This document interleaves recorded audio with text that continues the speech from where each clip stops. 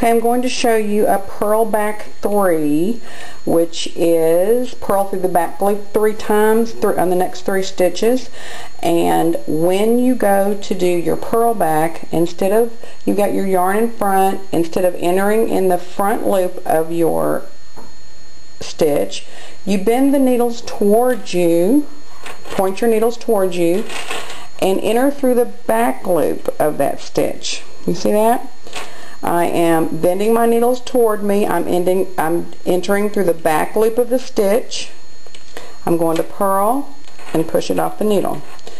Okay, I'm going to do that again. You can see I have my yarn held in front, entering through the back loop, pulling the loop up and pushing it off. Entering through the back loop of your stitch and pushing it off. There's your purl back 3. Okay, I want to talk a little bit about the stitch markers that we've talked about on the list. And I put some red ones in mine. I had white, but I didn't think they'd show up very well.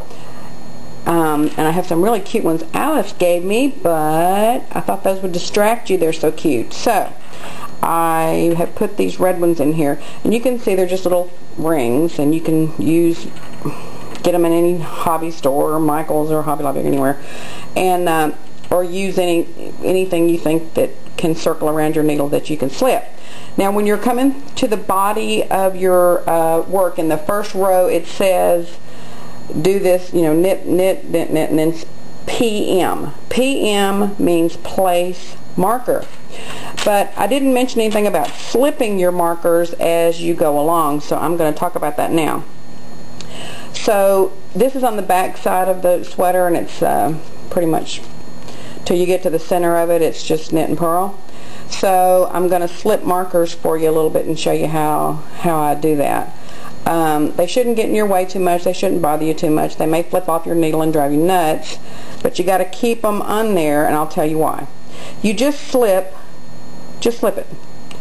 Just slip it from one needle to the other as you go up on your row, and keep them dividing each of your pattern repeats that you're doing.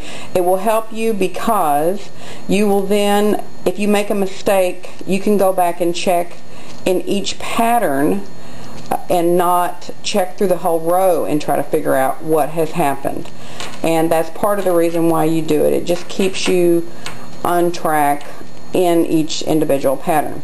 I'm coming up to another, and I'm going to slip it and then move on through the row. Okay, so that should just show you, and you can see that it just divides each. Here's your, whoops, I went somewhere. Here's your center pattern, here's your cable pattern, and you just have them in between each one, and it just helps you. So when you place those markers and when you come to them, and I have in the pattern, at each place where you slip your marker, there is a semicolon. Okay, so that's the slip marker talk for today.